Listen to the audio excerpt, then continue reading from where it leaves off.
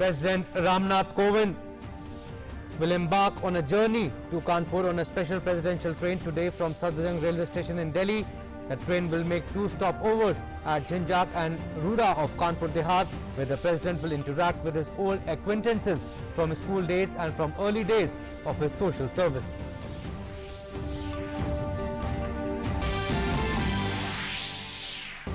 Prime Minister Narendra Modi remembers the dark days of emergency, says the emergency period witnessed systematic destruction of institutions, also remembers all those greats who resisted the emergency and protected Indian democracy. On completion of 46 years of emergency, Union Ministers Amit Shah and Nitin Gadkari termed emergency as a dark chapter in India's history. Defence Minister Rajnath Singh visits country's first indigenous aircraft carrier, which is in advanced stages of construction by the Indian Navy. Says commissioning of IAC next year will be befitting tribute to 75 years of India's independence.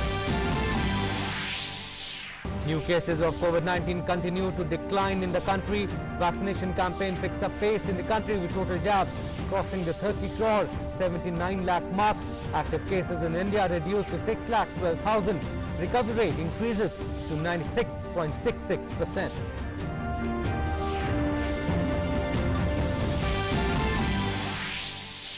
Union Education Minister Ramesh Pokhriyal Nishank to hold discussions with students today to discuss their concerns and queries related to the evaluation of CBSE examinations.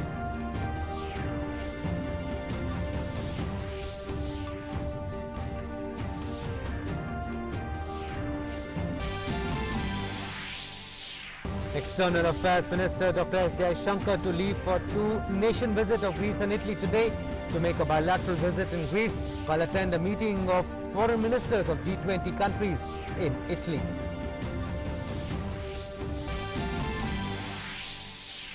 And in sports, India gets first medal in ISSF Shooting World Cup being played in Croatia. Saurabh Chaudhary wins bronze medal in 10-meter air pistol event.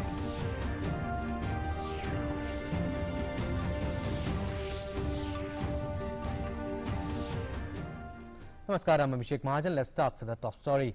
President Ram Nath Kovind will embark on a journey to Kanpur on a special presidential train today from Sadhjang railway station in Delhi. The train will make two stopovers at Jhinjak and Ruda of Kanpur Dehat, where the president will interact with his old acquaintances from his school days and from early days of his social service. This is the first time that the president will visit his birthplace after taking over his present assignment. His choice of the mode of journey by train is in line with the tradition of a number of presidents who took to train journey to connect with people in various parts of the country. It would be after a gap of 15 years that an incumbent president will make a train journey. The last time a president travelled by train was in 2006 when Dr. APJ Abdul Kalam boarded a special train from Delhi to Dehradun to attend a passing out parade of cadets at the Indian Military Academy. On June 28th, the president will board the train at Kanpur Central Railway Station to reach Lucknow for his two-day visit to the state capital. And on June 29th, he will return to New Delhi on a special flight. It's been 46 years that emergency was imposed in India. The 21-month period emergency was imposed from 1975 to 1977 across the country. Prime Minister Narendra Modi has remembered the dark days of emergency, and this is what he tweeted. The period from 1975 to 1977 witnessed a systematic destruction of institutions. Let us pledge to do everything possible to strengthen India's democratic spirit and live up to the values enshrined in our constitution. This is how Congress trampled over our democratic ethos. We remember all those greats who resisted the emergency and protected Indian democracy. Unquote. And terming emergency a dark chapter in India's history, Union Home Minister Amit Shah has tweeted, and I quote, "On this day in 1975, Congress in its arrogance of power killed the world's largest democracy by imposing emergency in the country. Several satyagrahis were imprisoned overnight, curbing the freedom of press and taking away the fundamental rights of the citizens. They made the parliament and the court a mute spectator. The emergency imposed to quell the voices against one family is a dark chapter in the history of independent India. Salute to the sacrifice of all the countrymen who fought relentlessly for the protection of the constitution and democracy of the country while suffering brutal tortures of the ruthless rule for 21 months. Union Defence Minister Ram Nath Kovind today visited the country's first indigenous aircraft carrier, which is in advanced stages of construction by the Indian Navy. The Defence Minister was accompanied by Chief of Naval Staff Admiral Karambir Singh. After reviewing the carrier, the Minister said that the commissioning of IAC next year will be befitting tribute to 75 years of India's independence. He added that the combat reach of aircraft carrier will add formidable capabilities in defence of country and help secure India's interest in maritime domain. He also mentioned that the project is a shining example of a self-reliant India. It was a pleasure to view firsthand the work being done on the indigenous aircraft carrier, which is India's pride and a shining example of Atmanirbhar Bharat. Commissioning of this indigenous aircraft carrier next year will be befitting tribute to the 75 years of India's independence. I also reviewed Project Seabird at AWAS, which will be the largest naval base of the Indian Navy in future. The government is fully committed to a strong Navy, and these two projects are examples of our unwavering focus and our impetus to modernization, harnessing India's indigenous industry and know-how is a key priority. And talking about COVID now, let's take a fresh look at COVID data from across the country as released by Ministry of Health and Family Welfare. India reports 51,667 new cases in the last 24 hours, and with the country's active caseload declining 6,12,868. 2,91,28,267 total recoveries have been recorded across the country so far, with 64,527 patients recovering during the last 24 hours. Daily recoveries continue to outnumber the daily new cases for the 43rd consecutive day. Recovery rate has also increased to 96.66%. Weekly positivity rate remains below 5%, currently at 3%, while daily positivity rate at 2.98%, less than 5% for 18 consecutive days. And India also continues to cross milestones as far as the vaccination drive is concerned. 30.79 crore vaccine doses have been administered so far under nationwide vaccination drive, and out of this, more than 60.73 lakh people were vaccinated in the last 24 hours. Also, the Indian Council of Medical Research, 39 crore 95 lakh 68,448 samples have been tested so far in the country, including 17 lakh 35,781 samples tested yesterday.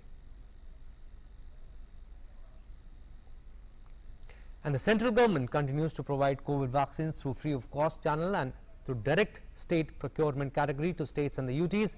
In total, over 30.54 crore vaccine doses have been provided to states and UTs so far. Of this, the total consumption including wastages is around 29.04 crore. Over 1.50 crore COVID vaccine doses are still available with the states and UTs to be administered. Furthermore, over 47 lakh vaccine doses are in the pipeline and will be received by the states and UTs within the next 3 days.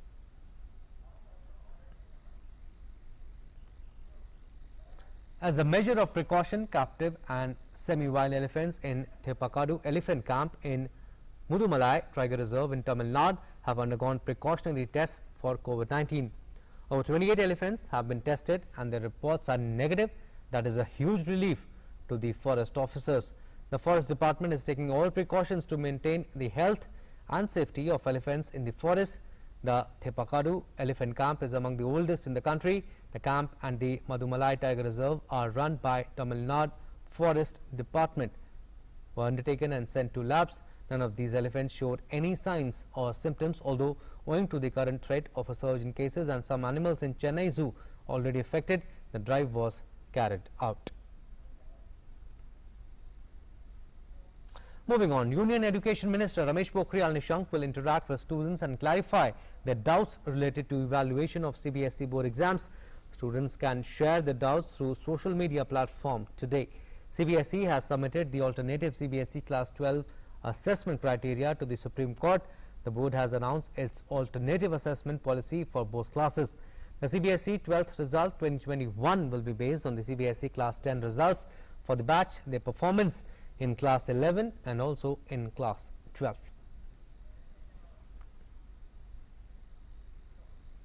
External Affairs Minister Dr. S. Jaishankar will begin a two-nation visit of Greece and Italy today. Ministry of External Affairs spokesperson Arindam Bagchi in a briefing yesterday said in Greece he would make a bilateral visit on June 25th and 26th for talks with his Greek counterpart apart from other engagements. This is the first EAM level visit to Greece in about 18 years, the one being in 2003. He added that in Italy, Jaishankar will attend a meeting of foreign ministers of G20 countries as well as another one of development ministers of the bloc. The G20 is an intergovernmental forum comprising 19 countries and the European Union. Since December 2020, Italy holds the presidency of the G20. External Affairs Minister of India, Dr. S. Jaishankar, will be leaving for a visit to Greece and to Italy. In Greece, he will be making a bilateral visit on June 25 and June 26 for talks with his Greek counterparts, apart from other engagements. This is, of course, the first visit at the EM's level since 2003, that's 18 years. After Greece, EM will travel to Italy to attend the G20 ministerial meetings. The Enforcement Directorate conducted raids at former Maharashtra Home Minister Anil Deshmukh's residence in Nagpur in a money laundering case. The case pertains to the allegations of corruption leveled by former Mumbai Police Commissioner Parambir Singh against Anil Deshmukh in March this year. Meanwhile, ED had recorded the statement of Deputy Commissioner of Police Raju Bhujbal in the case on Thursday. Bhujbal is presently the in charge of the enforcement wing of Mumbai Police and has the social service branch under his jurisdiction.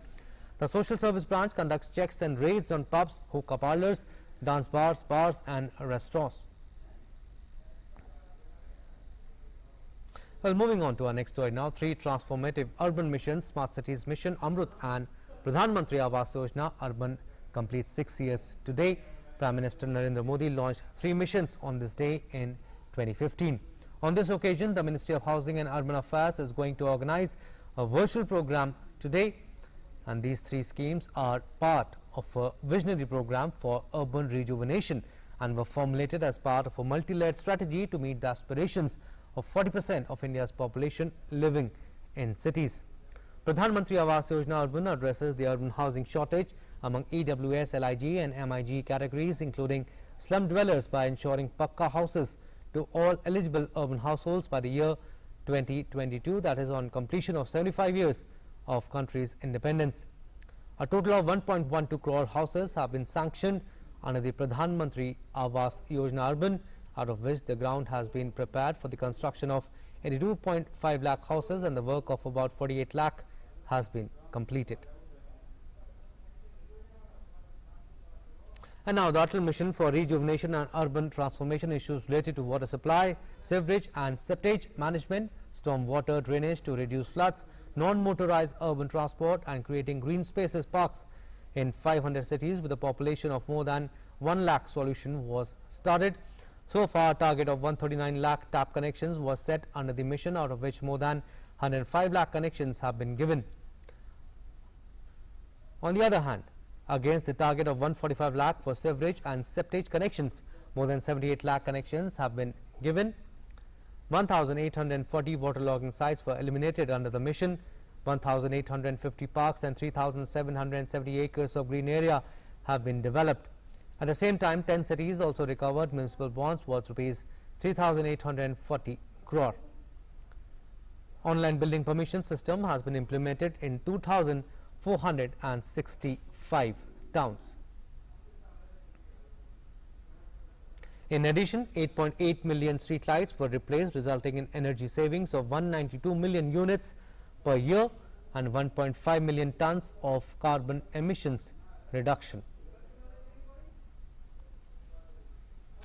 And talking about Smart Cities Mission is a transformational mission that aims to bring about a paradigm shift in the practice of urban development in the country. Out of the total proposed projects under the mission, tenders have been floated for 5,890 projects worth rupees 1,78,500 crore. Work orders have been issued for 5,195 projects. 2,655 projects worth rupees 45,000 crore have also been completed and are running. So far, 69 smart cities have developed and operated their integrated command and control centers in the country. The Ministry of Housing and Urban Affairs will also announce the results of the Indian Smart Cities Awards completion 2020 at the 6th anniversary event. Well, now let's take a look at the COVID-19 updates from across the world. As many as 18.07 crore have been so far tested positive for COVID-19 across the world, while more than 16.54 crore patients have recovered from the virus. The deadly virus has so far claimed lives of over 39.15 lakh people globally, and the US continues to be worst affected country from COVID-19.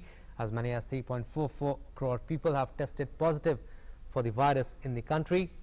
And deaths in the US due to COVID-19 stands above 6.18 lakh.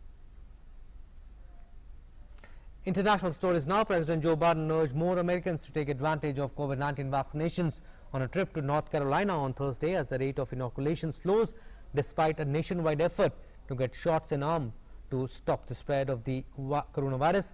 To those hesitating to get the vaccine or their second shot, Biden had a succinct message: just do it, he told them. Only 55% of the adult population has had at least one shot despite a slew of incentives, including a $1 million lottery. The White House acknowledged this week that it would not meet a self-imposed deadline to get 70% of the US adults at least partially vaccinated by July 4th, noting that those aged between 18 to 26 have been especially reluctant to get the shots.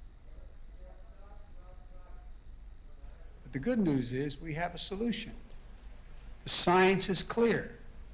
The best way to protect yourself against the virus and its variants is to be fully vaccinated. It works. If you've gotten your first shot, make sure you get your second one to be fully protected. It's a big deal. And if you're not vaccinated, don't put it off any longer.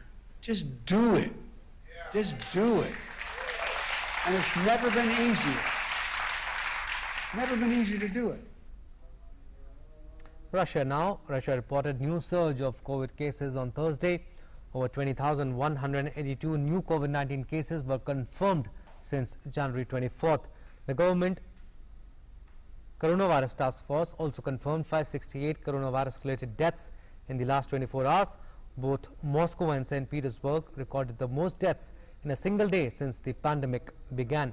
Meanwhile, couriers and drivers of the Russian internet giant Yandex started to get vaccinated at 7 sites around Moscow.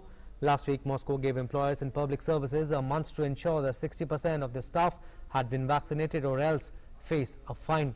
Authorities said that such employers should suspend staff who refuse to get vaccinated as part of that directive unless they have special medical exemption. Spain's Balearic Islands, Madeira, Malta and Barbados have been added to the UK's green travel list without requiring quarantine on return. 6 destinations have also been added to the government's red list. Meanwhile, Britain will next month publish plans to allow fully vaccinated people to travel unrestricted to all countries except those with the highest COVID-19 risk. Under the government's traffic light system, only travellers to a small number of green list countries can avoid quarantine. The travel industry has urged the government to expand the green list when the system is reviewed on June 28th. And UK Parliament's spending watchdog warned the government that multi-billion-pound COVID-19 test and trace system has improved but is still missing the targets. The programme, which was given a $30.6 billion budget, was launched by Prime Minister Boris Johnson in May 2020 to oversee testing of those who thought they had the virus and then to trace the contacts of those who tested positive. Authorities have also said that the results of millions of tests to find asymptomatic cases have not been reported. And now the World Health Organization, in its latest status report on COVID-19 situation in Bangladesh, has said that almost 2/3 of Bangladesh districts fall under very high risk zone. The very high risk zone parts of Bangladesh have an infection rate of over 10%.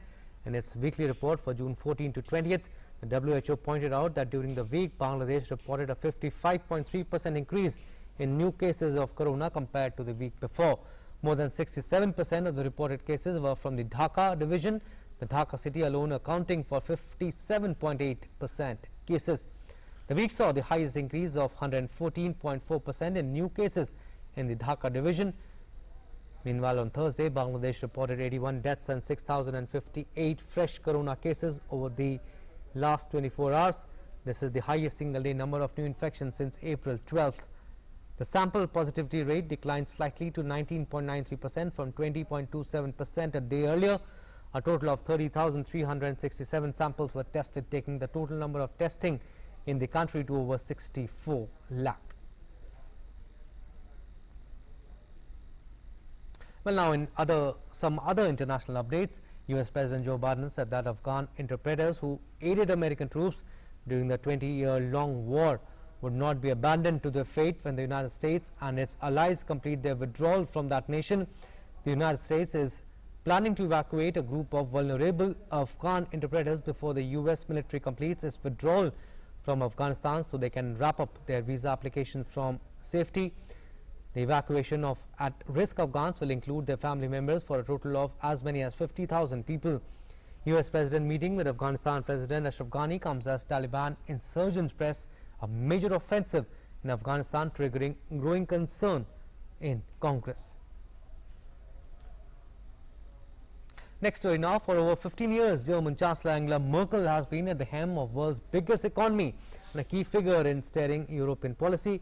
Now in Brussels, for what is probably her final EU summit, Europe is preparing to say goodbye to the 66-year-old Merkel, who is retiring from politics this autumn.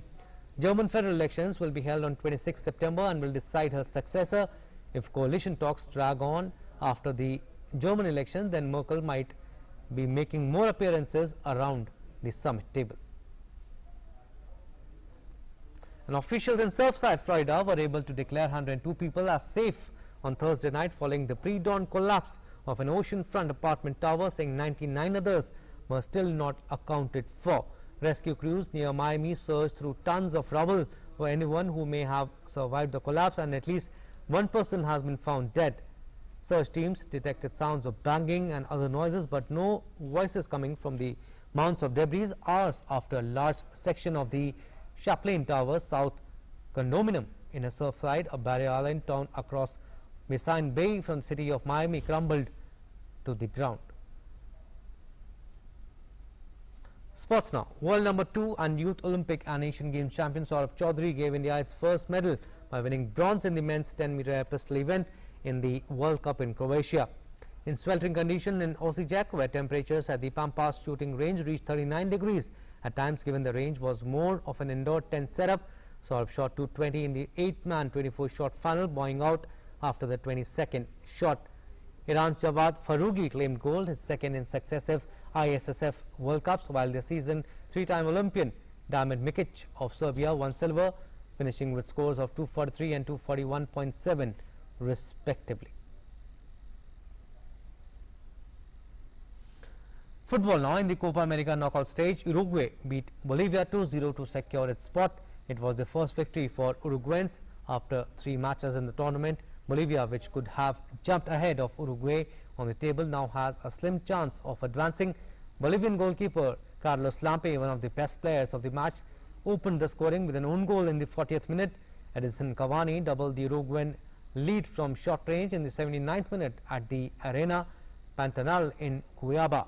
It was veteran striker's first goal for Uruguay since November. Argentina leads Group A with 7 points, followed by Chile with 5. Uruguay has 4, Paraguay 3, and Bolivia none.